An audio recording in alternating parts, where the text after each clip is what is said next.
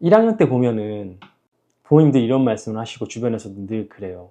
너희는 학교 가서 맨날 놀기만 하느냐 라는 질문을 던집니다. 가끔은 선생님인 제 입장에서도 이게 우리가 공부를 가르치긴 하는 건가? 라는 의문이 들 때도 있을 정도로 많은 시간을 움직이고 많은 시간을 활동합니다. 그런데 이러한 활동과 움직임은 나중에 추후에 추상적인 작업과 사고하는 힘을 키워주는 밑바탕이 됩니다. 공부라는 것, 그리고 우리가 어떤 것을 안다는 것, 그리고 그것을 토대로 하기 위해서는 기억의 작용이 필요한데요. 어떤 것을 정말 잘 기억하기 위해서는 흥미와 또 그 흥미를 토대로 한 열정이 있어야 그 다음에 기억이 제대로 되고요. 그러한 기억만이 창조적인 활동으로 연결이 된다고 저희는 생각을 합니다. 그렇지 않고 개념을 먼저 배우고 이론을 먼저 배운 그리고 시험을 위한 그런 기억들은 나중에는 결국은 금세 망각이 되고 또 그러한 기억을 토대로 한 사고작용과 추상적인 작업들은 도덕성이 결여된 그런 판단들로 이어진다는 것이 우리의 생각입니다. 자, 1학년은 아직은 유아기를 벗어나지 못하는 그런 시기예요. 쉽게 얘기하면 아직은 세상과 내가 하나라고 보는 겁니다. 흔히 인형과도 아직도 말을 잘 하고요. 버스를 보고도 버스가 생명이 있다고 생각하기도 하고, 그리고 남들과 내가 너와 내가 아니라 그냥 다 하나라고 생각을 하는 겁니다. 그래서 오히려 더 상대방의 마음을 그때까지는 잘 헤아리거나 할 수가 없어요. 저 아이가 나를 내 마음대로 되지 않아서 막 답답하고 소리 지르고 그러는 것도 다 이해를 해야 되는 시기입니다. 하지만 우리는 이때부터 그 리듬에 맞는 습관을 키워주는 게 굉장히 중요합니다. 학교로 오게 되면 첫날부터 우리는 학습을 하게 되는 것이 아니고 일단 학교에서 지켜야 될 규칙들, 그리고 움직여야 되는 습관들, 그리고 자리에 어떻게 앉아 있을 것인지, 또 어떨 때 서 있어야 되는 것인지, 그리고 선생님의 말씀을 어떻게 따라야 하는지, 그리고 학교에는 어떤 규칙들이 있는지를 정말 서서히 느껴가고 그것들을 실천하게 됩니다. 여기서 중요한 점은 가정에서도 리듬 생활을 지켜주어야 한다는 것인데요. 어찌되었든 학교에 오게 되면 학습이 이루어지는 것이기 때문에 어린이집이나 유치원을 다닐 때와는 굉장히 다른 피곤함을 느낄 수 있습니다. 그리고 학교에서 배운 것들이 진정으로 내면화되기 위해서는 집에서 굉장히 잠을 잘 자야 되는데요. 기본적으로 최소 1학년 때는 10시간에서 기본 12시간 사이는 잠을 자주어야만 그 모든 것들이 원활하게 돌아갑니다. 그래서 8시 이전에 잠자리에 드는 것을 권유라기보다는 되게 강조합니다. 그리고 주말에도 그러한 모습들이 흐트러지지 않을 수 있도록 최선의 노력을 다해주는 것들이 필요합니다. 그 1학년 시기에는 영유아 시기랑 비슷하기 때문에 아직도 환경적인 요소가 굉장히 많이 좌우를 합니다. 당연히 발도르프 전 학생들은 전부 다 환경에 영향을 받기 때문에 주변을 가능한 아름답게 꾸미고 정돈된 모습을 하는데, 특히 1학년의 교실은 굉장히 잘 정돈되어 있어야 하고 심미적으로도 아름다움을 느낄 수 있도록 해주어야 합니다. 그 안에서 아이들은 습관을 그리고 아름다움을 경험할 수 있게 됩니다.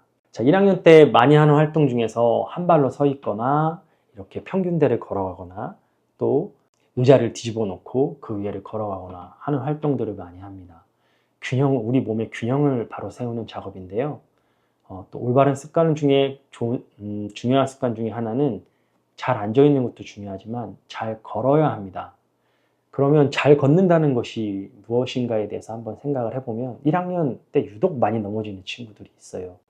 여러 가지 원인이 있겠지만 그런 친구들을 잘 걸을 수 있게 만들어줘야 됩니다. 잘 걸어야 잘 앉아 있을 수 있는 반대적인 힘이 생기게 됩니다. 그런데 이 한 발로 걷는 것과 한 발로 서 있는 것과 걷는 것에 어떤 연관이 있는지, 우리가 두 발로 걷는다고 말을 합니다. 그런데 걷는 동작을 자세히 살펴보면 결국 걷는 순간에는 한 발로 서 있게 됩니다. 한 발 옮겨가는 과정이죠. 그런데 그 한 발로 서서 옮겨가는 과정에서 균형을 제대로 잡지 못하면 제대로 걸을 수가 없습니다. 자, 그런 차원에서 우리는 여러 가지 이유가 있겠지만 저는 그러한 관점에서 한발서기를 바라봅니다. 한 발로 서서 나의 균형을 잡고 어떤 근육을 어떻게 조화롭게 이루어야 한 발로 설 수 있는지, 이 경험을 많이 하게 되면 두 발로 걷는 데 큰 도움을 줍니다. 그래서 우리는 이 두 발로 잘 걷게 되면 비로소 더 잘 앉아 있을 수 있게 되는 것이죠. 발도르프 교육은 모든 과목들이 다 연결이 되어 있습니다.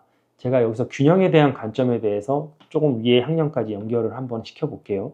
이 몸의 균형을 찾는다는 것이 2학년 때 되면 형태 그리기의 대칭과 연결이 됩니다.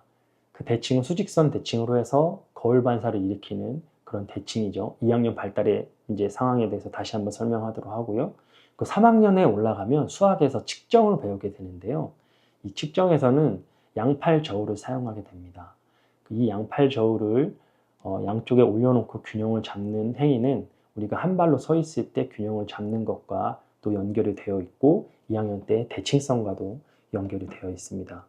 이 수평 저울을 계속 수학적으로 따라서 올라가다 보면 6학년 때 가면 드디어 대수, 방정식이 출현을 합니다. 방정식은 결국 그 가운데 있는 등호를 중심으로 해서 양쪽의 균형을 어떻게 맞춰주느냐에 대한 그리고 균형을 맞춰주려면 우리는 그 x값을 어떻게 찾아줘야 되느냐에 대한 문제입니다. 그래서 저는 이러한 연결들이 결국엔 1학년 혹은 명료하 시기부터 몸의 움직임에서부터 비롯돼서 수학적인 방정식까지 연결된다고 보고 아이들을 만나고 있고 지금 6학년에서 아이들을 방정식으로 만나는 중에도 계속 몸을 쓰는 활동들을 연결하고 있습니다. 이런 차원에서도 발도르프 교육이 얘기하는 우리는 머리로 학습하는 것이 아니라 몸으로 배운다는 그런 말씀을 드리고 싶습니다.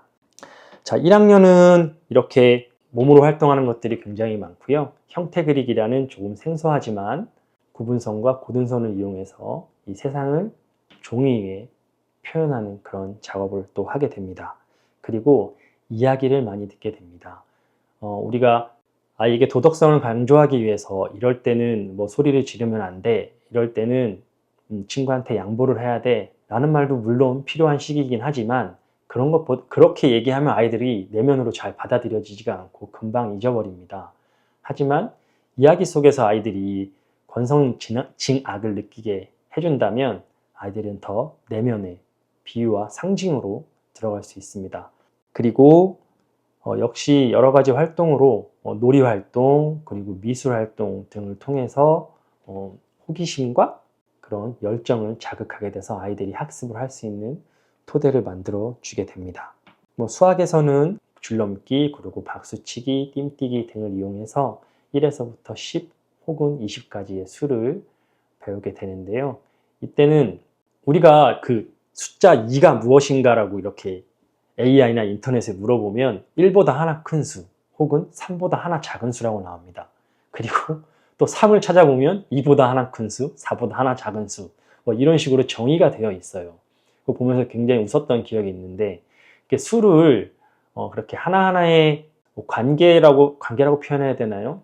양적으로 느끼기보다는 질적으로 1학년 때 느끼게 됩니다. 그래서 1이 가진 느낌, 세상에 과연 그럼 하나인 것은 무엇인가?